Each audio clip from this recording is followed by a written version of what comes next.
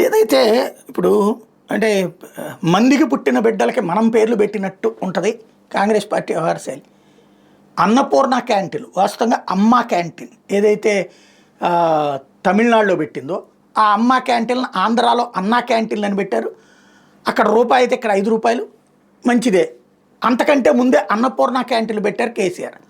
అన్నపూర్ణ క్యాంటీన్లను కాస్త మార్చి ఇప్పుడు ఇందిరమ్మ క్యాంటీన్లు. ఆ ఇందిరమ్మ ఏనాడు అట్లాంటి క్యాంటీన్లు పెట్టలా, అట్లాంటి అన్నదానము చేయలే. కానీ ఇందిరమ్మ అని పేరు పెట్టుకున్నాడు రేవంత్ రెడ్డి. ఒకసారి క్రాస్ చెక్ చేసుకోవాలి. ఇందిరాగాంధీకి సోనియా గాంధీకి పడదు. ఇందిర అంటే చాలా కోపం సోనియా గాంధీకి.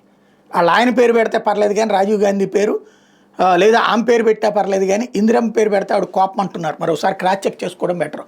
అన్నపూర్ణ క్యాంటీన్ని కాస్త పేరు మార్చారు. ఇప్పుడు అట్లాగే బెంగళూరు యూనివర్సిటీని కాస్త మన్మోహన్ యూనివర్సిటీ అని పేరు మారుస్తుంట కర్ణాటకలో ఉన్నటువంటి కాంగ్రెస్ ప్రభుత్వం.